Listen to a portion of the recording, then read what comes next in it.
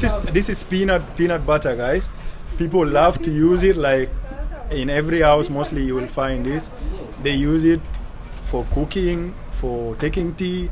Like it has a lot of use. This is very important in every single house. Yeah, it's 6,000 Ugandan shilling, guys.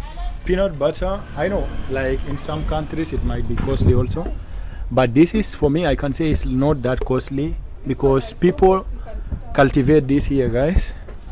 And this is beans, guys. Also, like Ugandans, they love consuming these things, guys. This is the most consumed for breakfast, guys. One day just make sure to check more, guys. I will go and try it out. It's so tasty when they cook it with chapati, guys. This is the most consumed Ugandan breakfast. I don't know which oil is that. Is it olive oil? I don't know, guys. Anyway, this is what I can show you. So far, so good, guys. If anything here you would like to know the price of it, you can comment down, guys.